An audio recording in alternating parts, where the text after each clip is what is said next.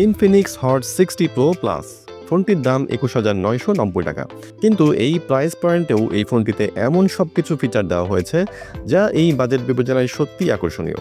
তো এখন দেখার বিষয় এই ফিচারগুলো আসলেই ঠিক কতটা কাজের। আমি সাধারণত ফোনের লুকস নিয়ে খুব একটা কথা বলি না, কারণ বিষয়টি পার্সন টু পার্সন তাদের অভিরুচির উপর অনেকটা নির্ভর করে। তবে এই ফোনের ক্ষেত্রে এই বিষয়টি বলতে হচ্ছে ফোনটির থিকনেস মাত্র 5.95 মিলিমিটার। তো বুঝতেই পারছেন ঠিক কতটা স্লিম। আর ফোনটির ওজন মাত্র 155 গ্রাম। তো যাই হোক, এবারে কথা বলি ফোনটির মূল বিষয়গুলো নিয়ে। ফোনটিতে দেওয়া হয়েছে 6.78 ইঞ্চির অ্যামোলেড কার্ভ ডিসপ্লে। রয়েছে 144 হার্টজ রিফ্রেশ রেট। যদিও এই 144 হার্টজ রিফ্রেশ রেটের বিষয়টি সব অ্যাপ্লিকেশনের ক্ষেত্রে প্রযোজ্য না, কিছু কিছু অ্যাপ্লিকেশনের ক্ষেত্রে এই রিফ্রেশ রেটটা পাওয়া যাবে। ফোনটির রেজুলেশন 1.5K, নিঃসন্দেহে একটি বড় অ্যাডভান্টেজ। ফোনে যাদের নাটক বা মুভি দেখার অভ্যাস আছে তারা নিঃসন্দেহে এর সুফল পাবেন। আর এর ফলে কিন্তু আউটডোরেও ডিরেক্ট সানলাইটেও ফোনটি ব্যবহার করতে কোনো সমস্যা হবে না। তো ডিসপ্লে সেকশন নিয়ে বলতে গেলে আসলে এই প্রাইস রেঞ্জের অন্যান্য যে ফোনগুলো বাজারে আছে তার থেকে এই সেকশনে ফোনটা এগিয়ে থাকবে।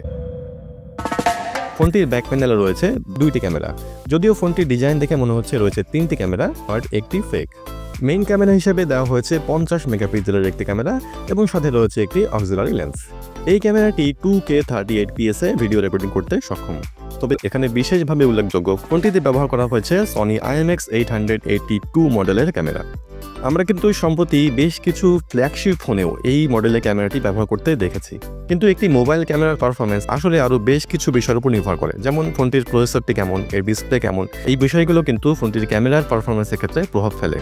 তো সবকিছু মিলাই এই ক্যামেরার পারফরমেন্স নিয়ে কথা বলতে গেলে বলতে হবে, হ্যাঁ, 22,000 টাকা বাজেট বিবেচনায় ক্যামেরার পারফরমেন্স অ্যাভারেজ লেভেলের।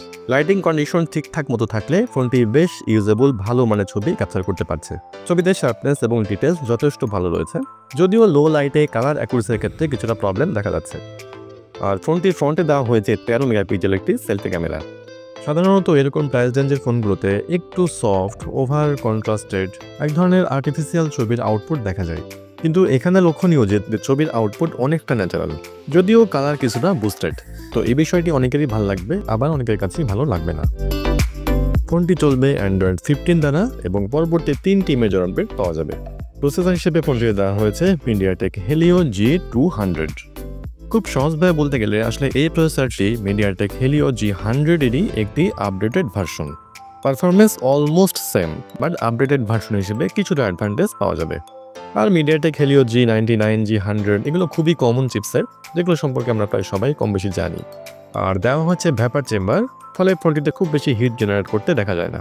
সো গেমাররা কিন্তু এই অ্যাডভান্টেজটা পাবেন। ফোনটিতে রয়েছে 45 ওয়াটের fast charging supported 5160 milliampere battery. সাধারণভাবে 5160 মিলিঅ্যাম্পিয়ার খুব বড় কোনো ব্যাটারি নয়, কিন্তু এটাও তো মাথায় রাখতে হবে আসলে ফোনটা কতটা স্লিম। এত স্লিম একটি ফোনের মধ্যে ঠিক কিভাবে এই মিলিঅ্যাম্পিয়ার ক্ষমতা সম্পন্ন ব্যাটারি দেওয়া গেছে, এটাই কিন্তু আশ্চর্যের। তো ব্যাটারি ব্যাকআপ আসলে 1 থেকে 1.5 দিন পাওয়া যাবে। আর 45 ওয়াটের ফাস্ট চার্জিং সাপোর্ট যেহেতু রয়েছে, সুতরাং 1.5 ঘন্টা থেকে 1.5 ঘন্টার মধ্যে কিন্তু ফোনটি ফুল চার্জ করে নেওয়া সম্ভব। ফোনটিতে দেওয়া হয়েছে ইন ডিসপ্লে ফিঙ্গারপ্রিন্ট সেন্সর, যা যথেষ্ট ফাস্ট অ্যান্ড অ্যাকুরেট কাজ করে। আর রয়েছে এই সময়ের জন্য খুবই ইউজফুল NFC সাপোর্ট।